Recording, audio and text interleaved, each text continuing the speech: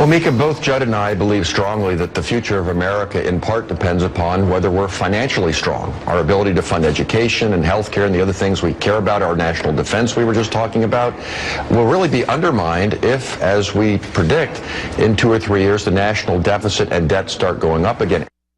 And as we welcome you into the second hour of America's Forum for this Monday, we should note we just heard the comments of former Democratic Senator Evan Bayh of Indiana, appearing with former Republican Senator Judd Gregg of New Hampshire on MSNBC's Morning Joe, stressing the importance of a financially stable government here in the U.S. But that doesn't seem to be the current case. Recently, the national debt has now topped $18 trillion, translating to more than $154,000 of debt per taxpayer. Unfortunately, forecasters aren't predicting the debt growth to stop anytime soon. Time to get in depth on the debt. And to do so, we welcome in the president of Bell West Ameirca, Richard Engle.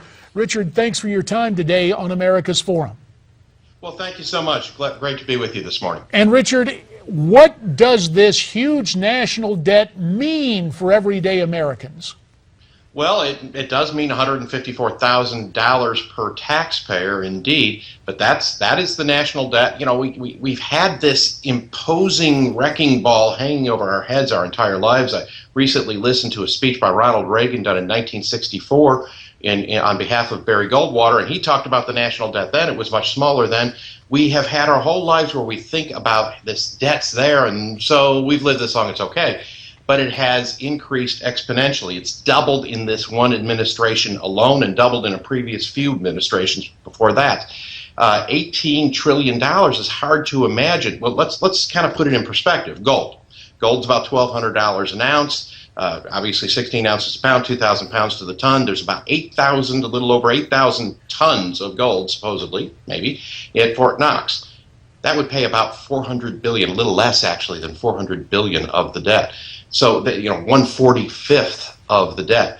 That kind of gives you an idea. 8,000 tons is only 1/45th to 1/50th of the entire debt of the United States. It is an imposing problem on us that will not go away, and it will get worse, and it will crash on us eventually, if not sooner. Richard, you said it's been getting worse in recent years, and you specifically said during this administration. Why? Because we're spending too much. We spent too much when President Obama had both sides of Congress, and we're still spending too much now that the Republicans control Congress. Is that because we're relying too much, though, on foreign companies? Some people have speculated that, if we made more of these products and parts here, that we could possibly bring down some of that debt. No, an economy can only handle so much of itself going into the government. There's a tipping point at which you tax more, you do more in the government, you're going to reduce what's happening in the economy, and then the government gets less anyway. The only resolve is to reduce spending, and it has to be dramatic.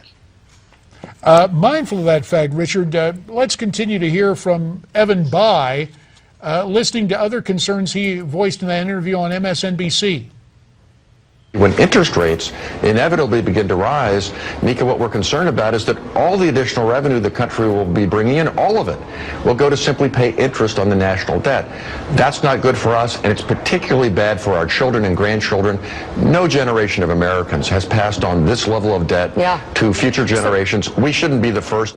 And mindful of that, about a minute 30 remains. Obviously, we have to cut spending, but the cuts have to be draconian, do they not, Richard? Absolutely. We can't just cut the fat. We have to cut the meat. We can't just we cannot even just cut back to what the Constitution actually authorizes Congress to spend money on. We have to reduce it even further than that. Every indication, I also happen to be a history teacher, and I've been a political operative for over 30 years. You can't just cut a little. Every single civilization, every empire has fallen from within before it fell from without. Every indication is for America to be among those, to fall from within. I suggest that if we don't get a hold of this, the dissolution of the United States is a very real possibility, much like we saw with the Soviet Union in our generation. Mindful of that, in your opinion, Richard Engle, will it take a convention of states as advocated by former Oklahoma Senator Dr. Tom Coburn? 30 seconds. No, I do not. I think that what it will take are draconian cuts. No, a convention of the states doesn't resolve any of this. Mindful of that, there's a lot more we can look at. The old joke, how do you eat an elephant? Sorry, animal rights activists, one bite at a time. How do you do this? One cut at a time. Meat, right? And mindful of that, we will talk about political will and mathematical realities. How do you reconcile the two to quite literally save the United States financially? More with Richard Engle and with you, provided you stay tuned, which we hope you will, right here on America's Forum. Well, the debt ceiling will be handled over a period of months. The Secretary of the Treasury has a number of what we call tools in his toolbox. I made it very clear after the November election, we're certainly not going to shut down the government or default on the national debt. We'll figure some way to handle that, and hopefully it might carry some other important legislation that we can agree on in connection with it. With Miranda Kahn, J.D. Hayworth back on America's Forum, listening to Senator Mitch McConnell. Sounds like, hey, we got to raise that debt ceiling one more time. Tell you what, let's continue our conversation with Richard Engle of Bell West Ameirca. Richard, you just heard Senator McConnell saying, well, looks like we got to raise the debt ceiling. Is that what our government should be doing? No, the government should be cutting spending. You know, it would be somewhat disingenuous for Congress to say, just say no on a debt ceiling increase when Congress passed bills allowing or calling for a spending that they didn't provide funds for. And so when the Treasury Secretary says we're running out of the funds to pay for the things you called for, and of course, you know, Congress holds the purse strings. Unfortunately, it's a purse with a very, very long strap that doesn't really delegate specifically what money goes where and allows a lot of people to pull money out of the purse that shouldn't be. But nonetheless, that's the laws in place. That's what Congress did. Instead of raising the debt ceiling, they should be lowering spending, but they're not planning on doing that. In my book that I wrote, The Last American President, the very last American president does everything he can to save the Union and reduces entire departments of the federal government. But unfortunately, by that time, it's too late. It's intended to be a cautionary tale to tell us we should be doing those things now. So earlier you were talking about it's not enough to just trim the fat, that we actually need to trim the meat. Can you be more specific by what you mean when we say we need to trim the meat? Every single program, every single department, everything has to be trimmed and significantly. So everything's on the table? Everything has to be on the table, or else nothing will be on the table because there will be no table. And mindful of that, we are looking live at the U.S. debt clock. People can find it on their computers at usdebtclock.org. But as you're saying, everything is on the table. Mindful, Richard, of the formulaic increases that exist for entitlements, Social Security, Medicare, Medicaid. You got to cut those, and neither party seems willing to take that step. The alternative is ending up inflating the currency, in which we end up giving lump sum payments to Social Security recipients with which they can go buy a hamburger at McDonald's and then die. That's not acceptable. So, you know, you have to take draconian cuts. It may mean a dramatic raise in the Social Security retirement age. You know, there's all kinds of things that can be done.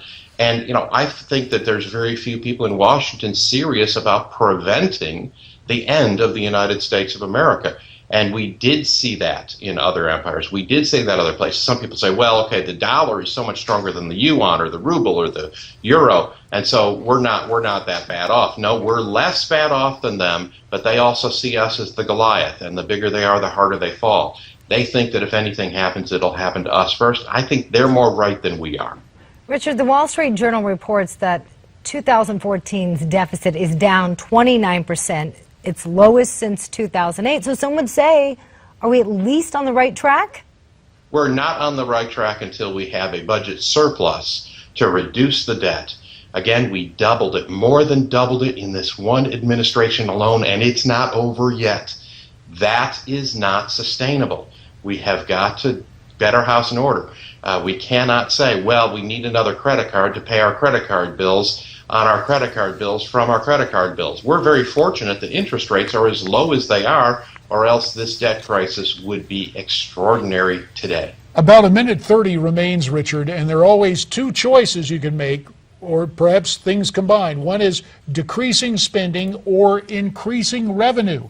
with our economy where it is right now, is it wise to raise taxes? No, it absolutely is not, because again, there's a limitation on how much government can sap out of the economy, and if it tries to sap more, it just reduces the economy and doesn't get any more. We're already at that saturation point. We have to reduce the spending. This is why, again, in my book, The Last American President, which people can get to at www.lastamericanpresident.com, I talk about these situations from a very personal, it's a novel, it's a story of the man who becomes the very last American president, trying to get through to them, you know, that they have to really reduce government or it's all is lost. Unfortunately, you never know when you're past the point of no return. It's the Wile E. Coyote moment where he races through the desert and goes past the cliff and is over the chasm and stalled for a moment to find out, uh-oh, it's too late. Are we there? I don't know. Richard, how can we increase revenue, as JD brought up? We can't. We have to reduce spending. There's no way we can increase revenue. No, because you're at a saturation point of how much the economy can handle the government taking out of it. Mindful of that, maybe you want to take some of your revenue at home and spend it on Richard Engle's book, The Last American President. As Richard points out, it is a cautionary tale, but sadly, as this spending continues on into the abyss, the fiction may become fact. Richard, we thank you very much for your time and your two-word message, stop spending. We got Absolutely. it. You delivered it. We thank you very much. And there is more straight ahead as America's Forum continues.